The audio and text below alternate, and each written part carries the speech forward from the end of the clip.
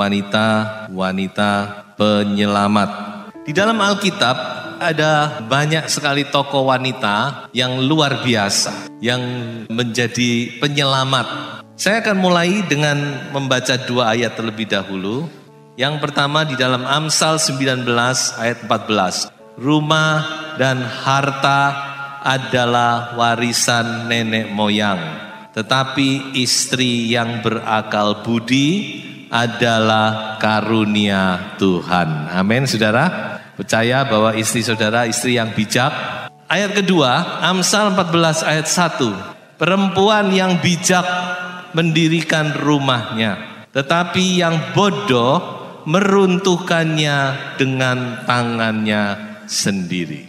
Jadi jelas dari 2 ayat ini peranan wanita itu sangat penting. Wanita itu bisa menjadi penyelamat, tapi juga bisa menjerumuskan. Juga ada dalam Alkitab contoh-contoh wanita yang menjerumuskan. Sebab itu saudara-saudara, kita mau melihat profil wanita-wanita penyelamat yang ada di dalam Alkitab. Sebab itu kita mau belajar dari Alkitab. Bagaimana sih menjadi seorang wanita penyelamat itu? Saya akan berbicara dari 4 hal, mulai dari skop yang paling kecil sampai skop yang paling besar. Pertama, yaitu penyelamat suami. Yaitu seorang wanita yang bernama Sipora. Siapa Sipora ini? Istrinya siapa? Musa. Tidak banyak yang tahu. Taunya cuma Musa. Istrinya namanya Sipora. Memang wanita itu luar biasa, saudara. Seringkali suaminya terkenal di mana-mana, tapi si istri tidak terkenal. Padahal si istri itu yang perannya lebih hebat. Sipora ini, kalau tidak ada Sipora tidak akan ada Musa. Tidak ada ceritanya Musa. Jadi Sipora ini pernah berjasa luar biasa, walaupun namanya tidak pernah diunggulkan. Bahkan banyak yang juga tidak tahu kalau dia adalah Mrs. Musa, Nyonya Musa. Tapi saudara-saudara, Sipora ini pernah menyelamatkan suaminya. Jadi Musa ini berutang nyawa dengan Sipora. Di dalam Keluaran pasal 4 ayat 24 sampai 26. Jadi satu kali saudara-saudara, ketika Musa di pasal 3, Allah memanggil Musa dan Musa akhirnya diutus oleh Allah untuk kembali ke Mesir untuk membebaskan umat Israel. Tapi di pasal yang keempat, Allah itu mau membunuh Musa. Luar biasa bukan? Jadi Tuhan itu kita tidak mengerti kadang-kadang ya. Jadi Allah itu mau membunuh Musa dikatakan. Dalam perjalanan Musa mau ke Mesir ini. Tidak tahu dengan cara apa. Ada yang menafsirkan Musa waktu sakit parah atau bagaimana ya. Firman Tuhan berkata, Allah mau membunuh Musa. Mau menghabisi nyawa Musa. Nah ini sungguhan, tidak main-main ini. Bukan guyon-guyon ini Tuhan ini. Berarti Musa ini melakukan hal yang serius ya. Kesalahan serius bukan? Kesalahan apa yang dilakukan Musa? Dalam Alkitab dikatakan bahwa dia lupa menyunat anaknya. Nah untung, yang namanya Sipora ini dia peka. Makanya wanita ini berkat ya, karena wanita itu punya kepekaan yang tinggi. Dia lebih peka, ini tidak bisa tidak. Wanita itu punya kepekaan, lebih sensitif dari pria. Dia peka, apa yang terjadi dia tahu, apa penyebabnya dia tahu, walaupun dia tidak diberitahu. Dia langsung ambil pisau, dia sunat anaknya. Lalu kulit katan anaknya itu yang masih berdarah, ditempelkan di kaki Musa. Dan surutlah amarahnya Tuhan. Tuhan gak jadi membunuh Musa. Ini memang hal yang unik ya. Jadi dikatakan bahwa Sipora, dia menempelkan itu kulit katan yang berdarah di kaki Musa. Dan kemudian Tuhan tidak jadi membunuh Musa. Bahwa Sipora sudah melaksanakan kebenaran. Memang bagi kita sunat itu tidak ada artinya. Tapi bagi orang Yahudi keturunan Abraham, maka sunat itu punya arti yang besar, saudara. Sunat itu tanda perjanjian Allah dengan Abraham. Di dalam Kejadian pasal 16. itu adalah tanda bahwa seseorang itu menjadi masuk dalam satu janji dengan Allah, menjadi umat Allah. Ini kebenaran. Jadi Sipora itu sebenarnya bukan orang Yahudi, bukan. Tapi dia mengerti, mungkin dia mengerti dari Musa ya, karena Musa pasti sharing dan sebagainya. Dan dia tahu kebenaran ini, dan dia lakukan kebenaran. Di dalam kepekaannya itu dia lakukan kebenaran, dan itu yang menyelamatkan Musa. Kebenaran yang dilakukan oleh Sipora itu yang menyelamatkan Musa. Jadi kalau tidak ada Sipora, Musa sudah mati. Jadi apa yang saya bisa tangkap di sini adalah kebenaran. Kebenaran itu menyelamatkan. Makanya sebagai seorang istri harus mengerti kebenaran dan harus melakukan kebenaran. Penting. Itu bisa menyelamatkan suami Anda. Nah, saya mau pesan kepada istri-istri. Saudara harus berpegang kepada kebenaran. Supaya selamat. Keluarga Anda selamat. Suami Anda selamat. Anak-anak Anda selamat. Jadi wanita itu harus benar-benar benar. Kenapa kok demikian? Tentu pria juga. Tapi wanita itu harus lebih pegang itu kebenaran. Kalau saudara pegang kebenaran, kalau toh suami saudara misalnya delewar-delewar didik, ya, saudara masih lurus, suami itu. Nah, contohnya adalah Safira, Ananias Safira, ingat bukan? Andai kata Safira itu masih benar, selamat Ananias dan Safira. Coba saudara, kalau Safira ini benar, orangnya lurus, tidak bisa diajak kong kali kong, selamat Ananias. Tapi karena Safira juga tidak punya prinsip, nggak bisa pegang kebenaran, Ananiasnya juga mengsle, sama-sama mengsle, sama-sama mati. Jadi ini saudara, satu hal yang penting yang harus dimiliki oleh seorang wanita, punya prinsip kebenaran firman Tuhan. Pisau batu itu saya percaya juga bicara tentang Kristus sebagai kebenaran. Firman Allah yang tajam itu. Ya, memang sakit kadang-kadang. Tapi kalau itu menyelamatkan, harus kita tegakkan itu kebenaran firman. Penyelamat suami, Sipora. Kedua, Rahab, penyelamat keluarga. Saudara tentu tahu bukan, Rahab ini orang yang bagaimana? Dia itu sebenarnya punya background itu kurang baik. Maaf kata, dia seorang PSK di kota Yeriko. Saudara mau tahu kisahnya, sudah bisa baca Yosua pasal 6. Tapi Rahab ini, walaupun dia punya background yang tidak baik, tapi dia bertobat. Dia percaya kepada Allah Yehova. Bahkan namanya masuk dalam silsilahnya Tuhan Yesus Kristus. Nah, Rahab ini bagaimana dia menyelamatkan keluarganya? Dia menyembunyikan pengintai. Yosua kirim 2 pengintai untuk menyelidiki kota Yeriko. 2 pengintai ini mampir ke rumahnya Rahab. Nah, rupanya sudah diketahui oleh Raja Yeriko sehingga 2 pengintai dicari-cari. Untung masih ada Rahab. Rahab sembunyikan dia di bawah jerami. Selamat akhirnya. Jadi apa yang bisa saya pelajari dari pribadi Rahab? Tentu pertama dia punya keberanian. Ini mengandung resiko nyawa. Dan yang kedua saudara-saudara, firman Tuhan sendiri berkata bahwa Rahab itu punya iman. Dia bahkan masuk dalam deretan tokoh-tokoh iman. Ibrani 11 itu bicara tentang tokoh-tokoh iman. Dari bapak-bapak leluhur. Salah satunya Rahab. Dan firman Allah jelas berkata karena iman maka Rahab perempuan sundal itu. Firman Allah tidak tedeng aling-aling ya. Backgroundnya diomongkan. Tidak turut binasa bersama-sama dengan orang-orang durhaka. Maksudnya orang-orang Yeriko. Karena ia telah menyambut pengintai-pengintai itu dengan baik. Kebaikan. Iman, kebaikan. Ingat 2 Petrus kepada imanmu harus ditambahkan apa? 2 Petrus perbuatan baik. Itu 2 Petrus 1, sudah baca itu. Ada step. Yang paling dasar adalah iman. Lalu kepada imanmu tambahkan apa?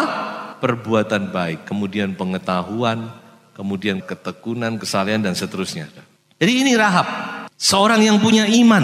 Dan dia karena imannya dia menyelamatkan bukan cuma dirinya sendiri, tapi seisi keluarganya, saudara. Ayah, ibunya, saudara-saudaranya semua selamat. Sedangkan semua orang Yeriko lain mati tidak pandang bulu. Dibinasakan oleh Tuhan. Hanya Rahab sekeluarga selamat. Nah, tadi kita melihat kebenaran, sekarang iman seorang ibu. Iman seorang istri. Penting. Kalau keluarga itu masih punya iman. Istri, ibu yang punya iman. Itu akan menyelamatkan. Saya ini selamat karena iman mama saya. Mama saya percaya Yesus. Itu yang membawa keluarga kami selamat. Jadi iman itu penting, saudara. Saudara harus punya iman kepada firman, iman kepada Tuhan. Tidak boleh goyah imanmu. Supaya keluarga ini selamat. Iman itu menyelamatkan. Apalagi di akhir zaman ini, saudara. Sekarang kita lebih skop yang lebih besar lagi.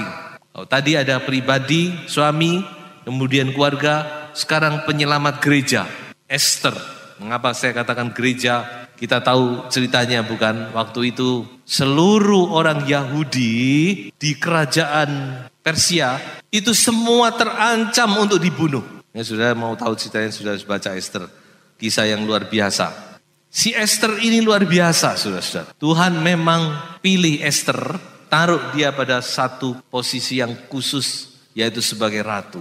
Dan saudara bisa lihat di situ bagaimana Tuhan bekerja secara luar biasa. Walaupun tidak ada nama Tuhan di dalam kitab Esther, tapi tangannya itu yang mengatur semuanya, saudara.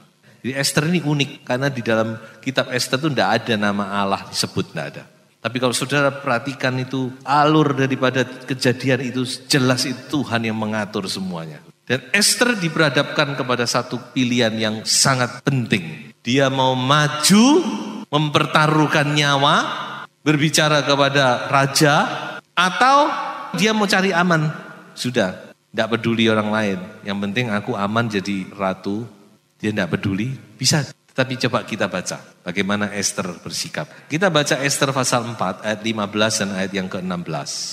Maka Esther menyuruh menyampaikan jawab ini kepada Mordekai. Pergilah, kumpulkanlah semua orang Yahudi yang terdapat di Susan. Susan itu ibu kota. Dan berpuasalah untuk aku.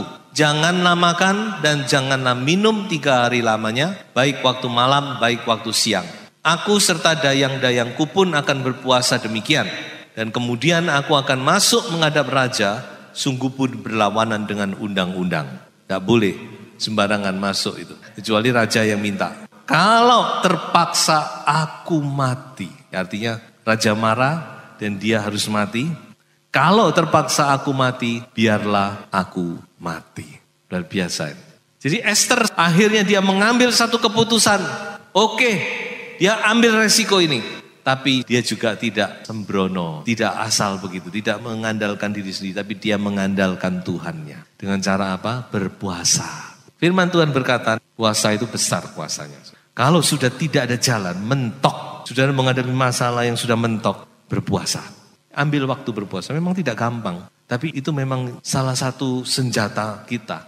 Kalau sudah menghadapi hal semacam ini sudah nyawa, maka saudara berpuasa. Berdoa, berpuasa. Ini menyelamatkan. Jadi Esther sudah menjadi penyelamat gereja. Gereja waktu itu tentu orang Yahudi.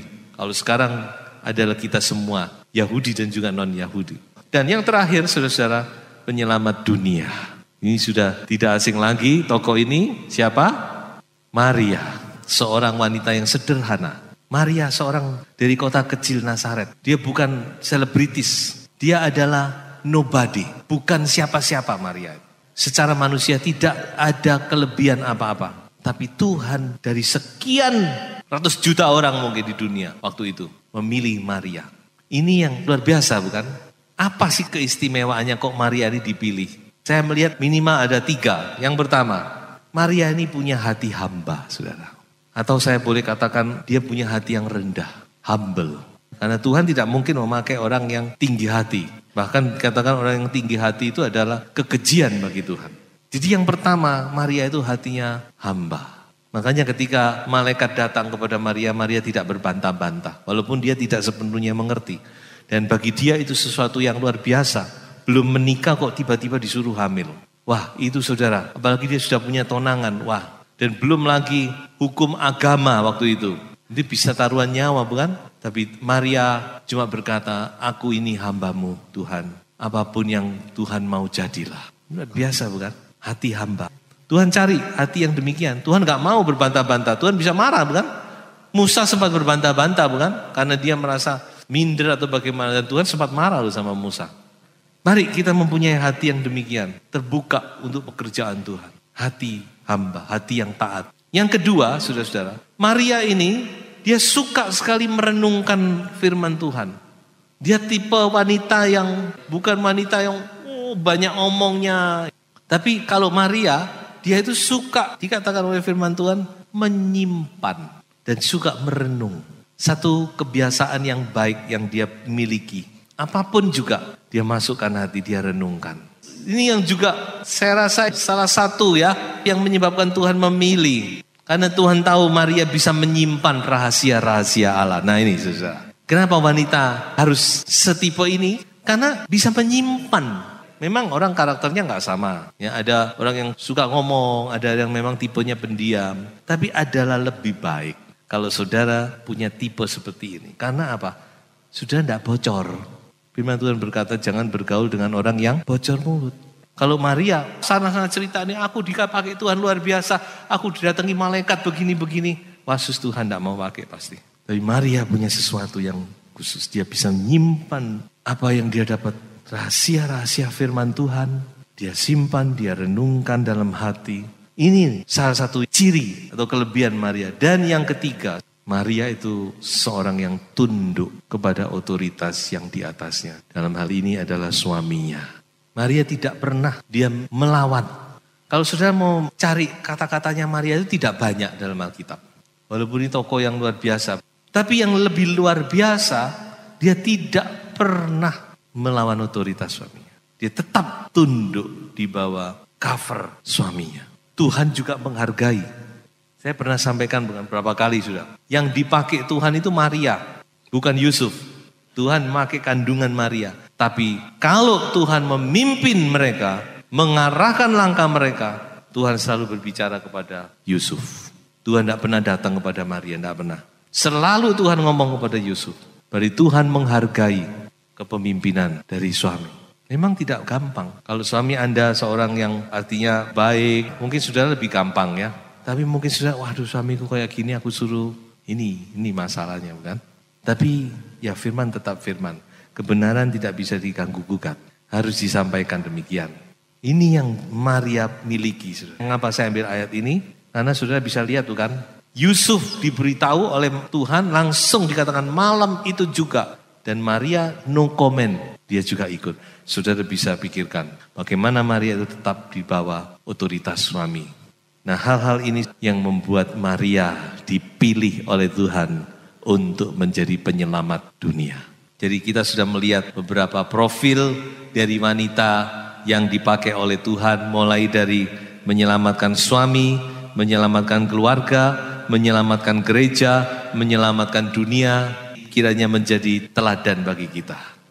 Tapi saya juga mau bicara kepada pria, wanita dalam Alkitab itu juga gambaran dari gereja. Jadi walaupun saya bicara pada wanita, tetapi di satu sisi yang lain kita juga bisa belajar para pria. Karena wanita selalu gambaran dari gereja.